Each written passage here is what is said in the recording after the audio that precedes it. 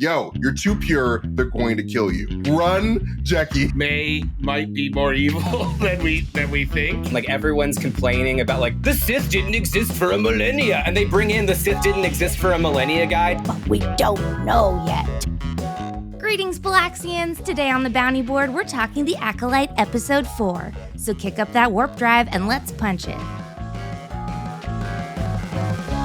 Welcome back to the Guardians of the Palaxy podcast, everybody. My name is MT, and I'm here with three of my wonderful friends, Whitney, Dodson, and Tommy. What's going on, gang? Hey! Hi! Hello! It's good to be here. See, I snuck in a special guest in between my two regular friends just to throw you guys off. We have Dodson here as a guest because he's very, very knowledgeable in Star Wars, and we just love talking to him.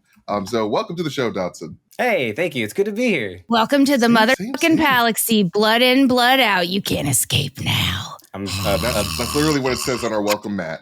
Yeah, that's what it says.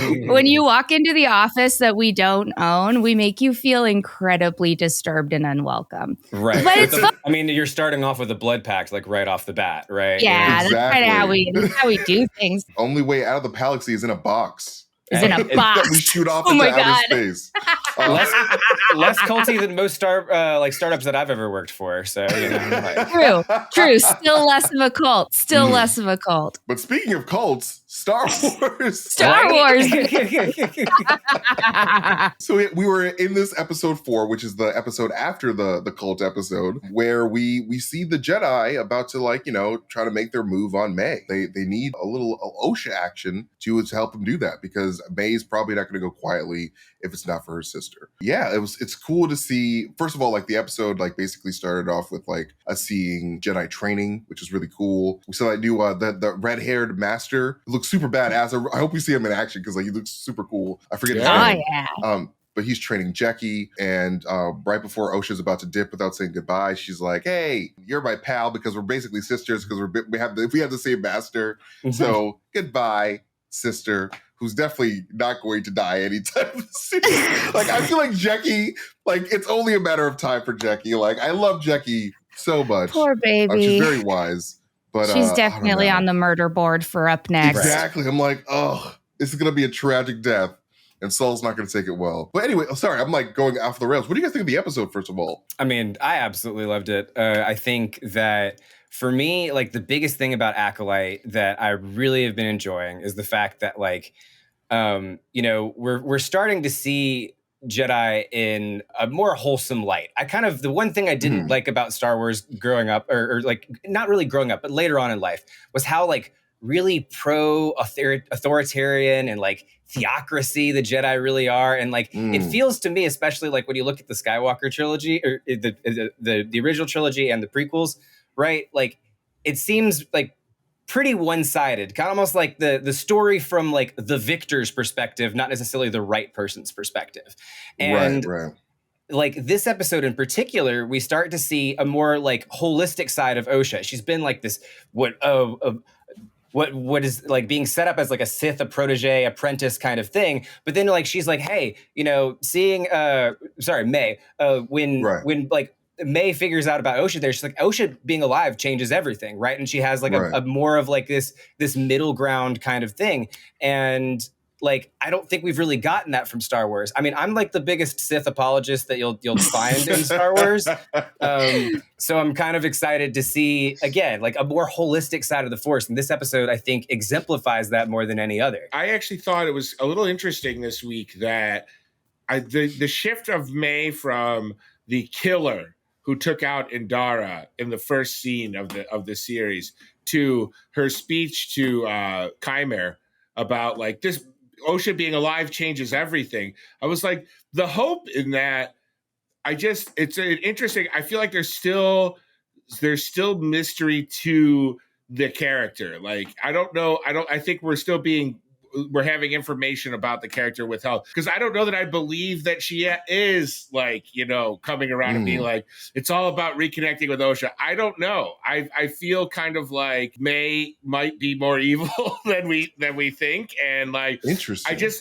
The A to B line from killing Indara with a knife, with a throwing knife, to being you know what? I don't need to kill Jedi anymore because my sister's alive is a little too easy for me. I just, and like I said, that's not a knock on the series. I think the series is doing a great job of giving us a lot and not giving us anything at the same time. It is a true mystery. It is a great, great mystery show. Columbo in space, as Whitney coined. Columbo in space, baby. Columbo in space. Just one more thing. Yeah. So I as an episode, I loved it. As it wasn't my favorite of the series so far, but I thought it was very entertaining. As I've been entertained by every episode of this show, and I encourage people to ignore some voices on the internet and do your own research for once. What? But What's universally loved, Tommy. Get out of here. I encourage you to watch with an open heart because I think that this show definitely deserves good faith viewership. And like I said, I'm just the smell test of both Chimere and May is not passing for me. Whitney, what do you think? Dude, I agree and disagree. First up, disagree because, excuse me, Lindsay Lohan and Haley Mills finding out that they had a twin sister that was alive did change everything. True. We've already seen two canonical twin stories that feature this information as its main He's dead because of Tommy. He can't understand the parent trapification of Star Wars, and that's the biggest problem here today. Right. Just kidding. My favorite line from Haley Mills' Parent Trap was, "What happened to Vicky?" And then the dad goes, "She took off like a rocket." Anyway. Yeah, and then my agree is that I do think that there is so much information being delivered to us that is just way too easy to solve. Mm-hmm. And I think that does make it a really good mystery because, for example, all of the stuff with Chimere was so obvious. Like it really just felt like they were 100% red herring us because they're like walking through the little forest and he's like, "So you're definitely going to kill the master, right? Like you're kill them for the master, right? It's for the master. You're going to have to kill Kelnacca, right? You're going to do it, and you're going to do it without a weapon, right? Right, buddy, right? He's wearing a wire, like, right? Yeah, exactly. Right? There's FBI guys in a van. The Wookiee Jedi, that guy, the one. How funny would it be if Chimere works for the Republic as a snitch? And that's why he sold her out to the Jedi so quickly because he's just a natural born snitch. Chimere is just bubbles from The Wire. I love it. So funny. I love that too. But yeah, I do. I think that they gave that to us so easily. We didn't have to work for it at all. We were just kind of like, well, yep, that he must be the bad guy. And I think that this show is a better mystery than that. I think that they are absolutely misleading us and making us think that people are good, people are bad, people are whatever. But we don't know yet. We have no idea. We don't know for sure. We don't know which Jedi are kind of evil and going against what Jedi stand for technically by being like, let's not tell anyone and just protect ourselves from the Senate. That is a really big part of the episode that I definitely want to go into because this is an episode where we start to see the fear of the Jedi, like start to make them do unethical things. And like, that's sort of like how the Jedi fell in the prequels. It's like, all right, we're so scared of the Phantom Menace that we have to tell Anakin to go sneak on a Palpatine, even though that's not ethical. And like, it's that type of stuff that like is sort of like hypocritical of the Jedi, where like they act like they're these perfect people when like they let their fear rule them and they don't realize that. And I really like Vernestra being sort of like the spearhead of that because like it makes Vernestra's character just very suspicious. And I'm like, what's going on there? Like, why don't you want the High Council involved? I know like it's politics and all that, and like politics are really important. It feels eerily similar. It's like, what are you trying to hide? You know, right? Feels eerily similar to another green, wise Star Wars character who also tried to keep the Sith hidden from the Galactic Republic. So it's like poetry and rhymes, you know? Well, and I think, we talked about this last week, MT, but like Vernestra is basically proving, 100 years before what Sheev Palpatine was planting into Anakin's head to make him distrust the Jedi. It's, Right, I mean, exactly. It's for the viewer more than it is, obviously, Anakin's not alive at this point or even a thought, but it's like everything Sheev says to Anakin at that concert or that like Cirque du Soleil show they go to is basically what the Jedi are doing in this show, which is moving outside of the law to keep from raising suspicion and basically keeping secrets from the government so that they can govern themselves and therefore don't have any kind of high republic. There's no oversight over them. Therefore, they can't be trusted, which is, I think, a really interesting play. I think the parallels between Revenge of the Sith and The Acolyte, a lot of interesting. I think we're clearly seeing the birth of what would bring Sheev Palpatine into power in this show. It's almost, this is like the fuse that will ignite Sheev Palpatine. So it's not sure. truly Revenge of the Sith until someone falls in a big bowl of lava, though. That's right. So we gotta get. We got 4 episodes. We have 4 more episodes to get a guy. Although technically, there's been a lot of fires in space already. So that's true. You get a little fire in space here, a little lava in space there. Ooh. Fire in space. That makes me want to shout. But you know what makes me want to sing? Our sponsor today, you guys. Holy cow! Oh, are we in for such a treat? You know, you love when you get, as professional podcasters and influencers and spokesmodels, you love when you get a product to endorse that you really believe in. And today's product is something that I, with my full chest and my full heart and my full ass, believe in.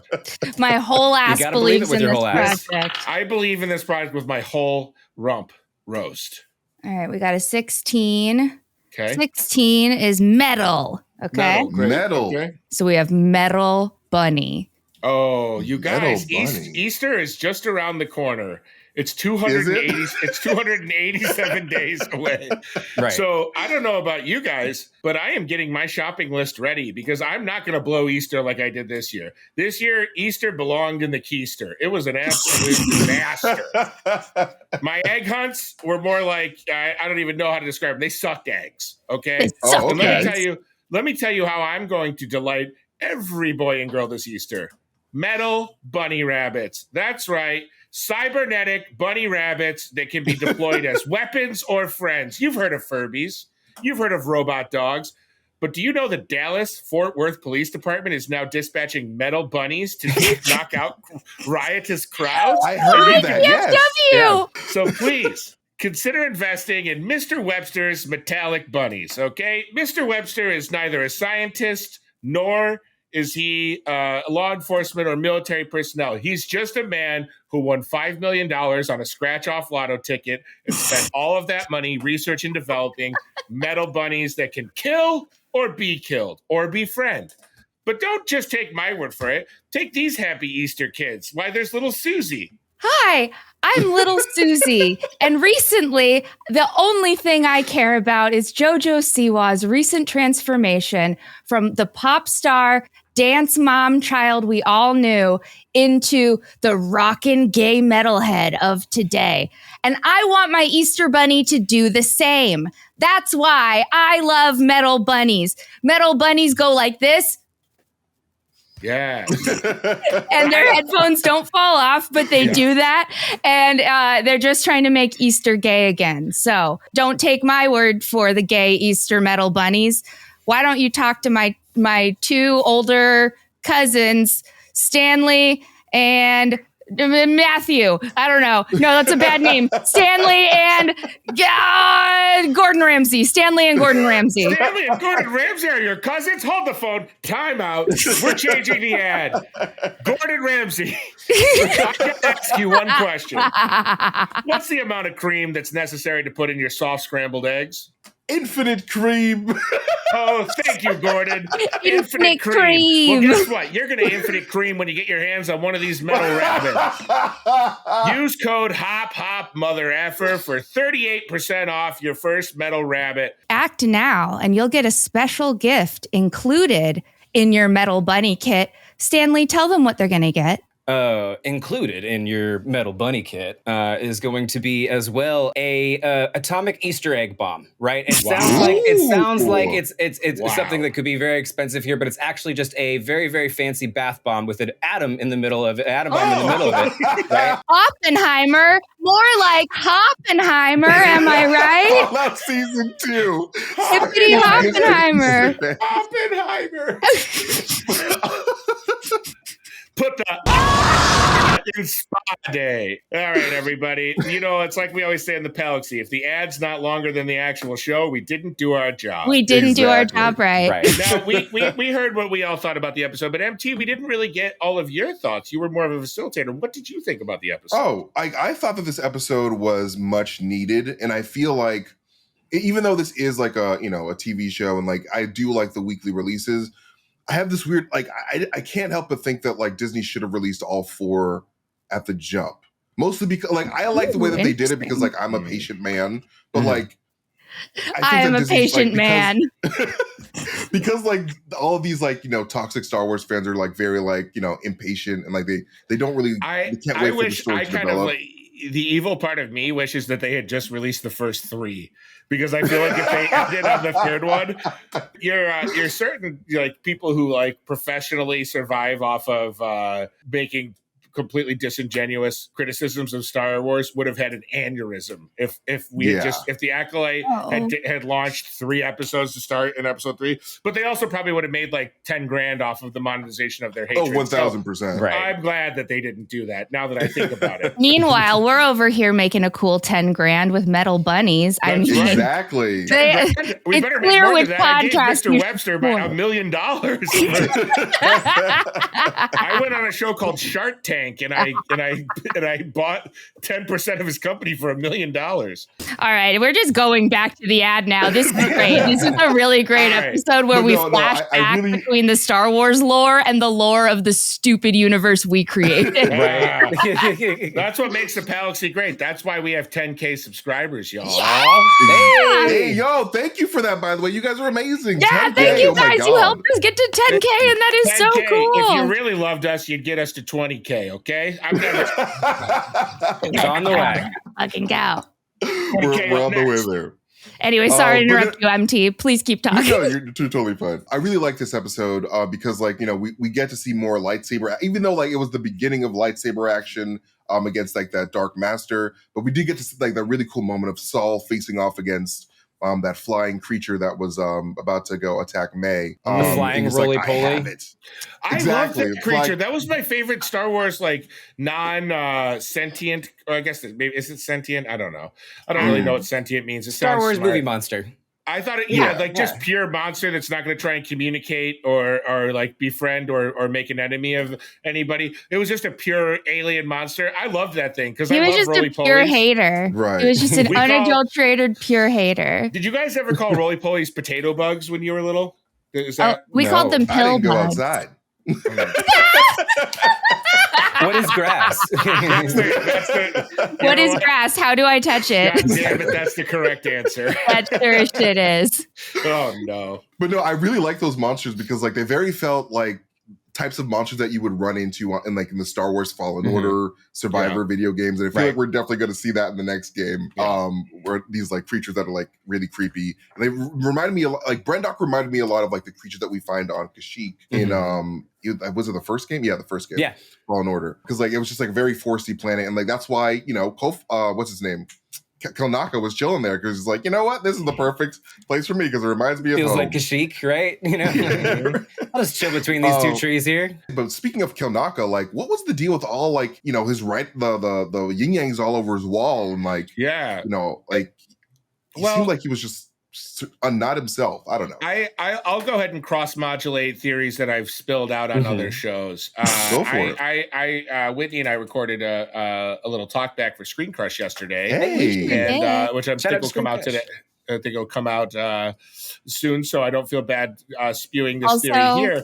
Colton, I'm sorry I couldn't stop talking about BDSM. Now everyone has to go watch that episode so you know what I'm talking about. Yeah, good team. Yes, I like motion. So anyway, I theorized on that show that there may be more to these 4 Jedi, or at least 3, Torben, Indara and Kelnacca, I believe that there's a chance that either they're using Force trickery to fake their deaths, and they are part of a witch Sith cult that started on that planet on Brendock, that is masterminding this entire thing, so that their deaths, in the end, the after effects of this witch Sith cult is going to be what pushes Darth Plagueis to become the Sith Lord that he is, that can master and defeat death, that can create life. So my thought is that Kelnacca in those drawings were signs of his cultism that he had formed with the Witch Coven. I believe that there's more to that, because Torben is not guilty enough to have we have not seen enough from former King Tommen. We have not seen enough guilt from him yet. So I think there's something to this, these Jedis leaving the Jedi Order and secretly being dark Force users and creating a cult with the witches. That's my theory. I agree with a lot of that. I have a theory that in order to show the passing of time and the growth of guilt, they very slowly pushed his hairline back so that his forehead grows. As his guilt grows, so does his forehead. And I believe that.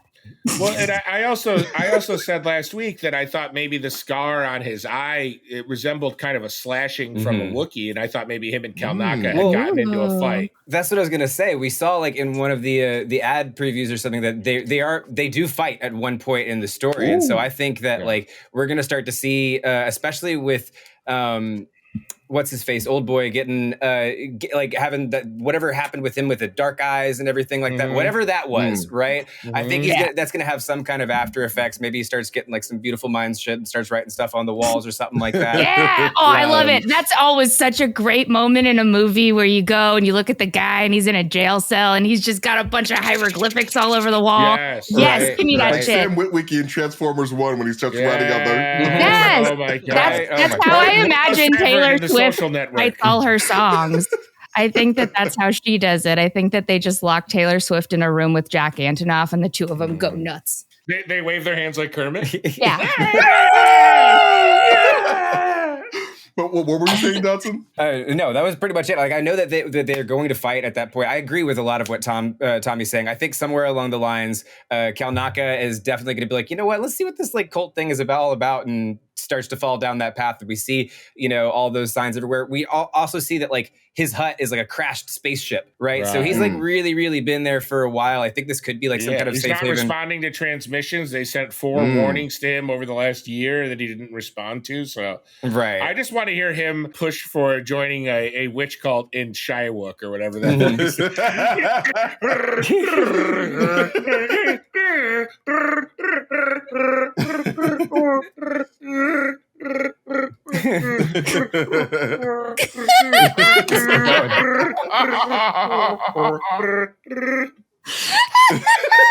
was a symphony. That was great. But we also know Wookiees are super spiritual, right? that's part of their religion. They did the whole Life Day thing and the holiday special and stuff that. Yeah, they did. Right. So and even in the few episodes of Clone Wars where we've seen Wookiee Jedis, they're they're really connected to the forest and everything like that. So it makes me think that if there is a Wookiee Jedi, that they would be very spiritual and probably would have a lot of remorse for doing something that was objectively still wrong. I forgot about that cute little Wookiee Jedi. What's his Grungy? Grungy? Yeah, I think that's what his name is. Gungy. Oh, why do they all have cute names? Even though they can rip your arms out of your socket if you beat them in weird Star Wars chess. Yeah. They all have such cute names. Chewie. That's a cute name. Well, his dad was Lumpy. And I was going to say Lumpy, yeah. And then you have, Scratchy was the other one, which makes me think, okay, this is the big question I always propose. Is that a nickname like Chewie is to Chewbacca? So does that make him Lumpy Baka or Itchy Baka? Yes. Because that to me is headcanon better, right? Oh, absolutely, yes. My father, Lumpy Baka. Lumpy, you will not disrespect my father. Oh my Lumpy God! Baka like this. And his mom was Lumpy Space Princess. Hello, I'm a glob. You guys, Oh my gosh, Oh my God. you guys are animals. Well, we gotta make our predictions for next week before we get out of here. Yes, because that ending was that ending was very that abrupt. cliffhanger. Ah, What do you guys? Let's give one bold prediction for next week, everybody. Jackie's dead. Jackie is not surviving episode 5, in my opinion. I love Jackie. I love her. Daphne Keene. Like, she's a great X23. But the countdown is on for Jackie to go to Hecky. She's too pure. Like, my favorite line of the episode is when she says, "We're not defined by what we lose. We're defined by what we survive." And I was like, yo, that's literally the entire the motto for a Jedi survivor. Like, it's like, yo, like, that's why I love that game so much. And like, that's very much like the Jedi creed in a way. It's like, yeah, like, we have to keep going. We have to let go. But like, we have to just like take the lessons of like those hard times and become better people. Like, we're defined by what we survive. And I was like, yo, you're too pure. They're going to kill you. Like, run, Jackie. Just leave. Just run. Go on vacation. Look, it's mostly an optimistic prediction, but I want to see if we can get a Plagueis name drop at some point next episode. That would be huge, right? Yeah. That would like connect things to it. And I think that like for me, like I only watched the first 4 episodes, and I got screeners for them, so I got to binge them right off the bat. But I think that they would hold off that last one if it was something big, like a big secret like that. So like that's again an optimistic hope. I'm hoping that can really tie things together. By the way, really quickly, can we just talk about the audacity of them, including Cal Al Mundi, when like everyone's complaining about like the Sith didn't exist for a millennia, and they bring in the Sith didn't exist for a millennia guy to be in the show. No, that's pretty great. He's like, I'm here now. Now I am here. Know for a fact. But it does point to like what I do like about the show, which is that the Jedi were just arrogant for a long period of time. Exactly. Right. They're space cops. Yes, they're just horny virgin space cops, and they can't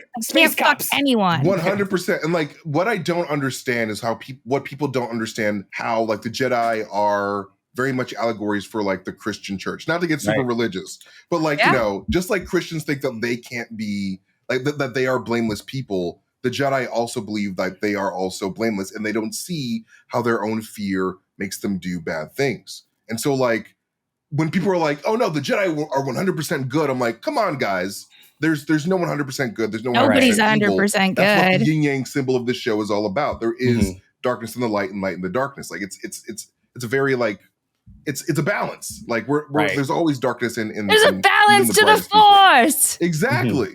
And like, where'd you get that from? I don't get that. Like, where'd you get that absolutes, guys? It's not all about absolutes. Right. Only absolutes and absolutes. Mine is very short. I think that we're going to see Manny Jacinto do a sick backflip to get out of that little trap in a flashback. I think we're going to see backflip galore. I think we're going to see him use his core strength to pull himself all the way up, do a little sit up from the upside down, and then backflip his way out of it, baby. That's what I want to see. I hope episode 5 starts with that. It's just like a perfect backflip. It starts with backflips. Let's go. That would get me so hyped. And then Basil has like a 10. He's like, oh, Basil. We didn't even talk about Basil. Basil. The star of the show. The star. What a little Sniff cutie. master extraordinaire. I love a sniffer. Now, I'll say this. My prediction, 2 words, 1 melody, jizz music. It's coming, episode 5. Oh my God. Yes! Let's go! Let's get all the jizz in the Acolyte. My wish for you guys is that your week may be full of jizz music. That's one can only that's hope. About all we got here for the Palaxy today. Real quick, Dodd, where can we find you? Like, where were you at? You can check out a lot of my work at Screen Crush right now. We got a lot of cool Star Wars videos coming out. I'm working on a really big one that I actually can't wait to talk to you about. But also, you can find me on Twitch, Twitter, and TikTok at Roos_Bane. There you go. All right. Oh, yeah. Well, thank you for joining us, Dodson. You are very, very knowledgeable in Star Wars. We always we value your insight. And thank you for everyone else for tuning in. You guys are all amazing people. Yes, thank you for getting us to 10K. Don't forget to like and subscribe to this podcast. Please tell a friend. Tell a pal, for crying out loud. Tell a pal. Get more pals in on the Palaxy. Blood in, blood out. Don't forget that part. That's very important. We're only asking you to join a blood cult. Yeah, that's all. It's totally fine. Don't forget about our very reasonable asks. We love you all very much. Have a great day. Bye, pals. Bye.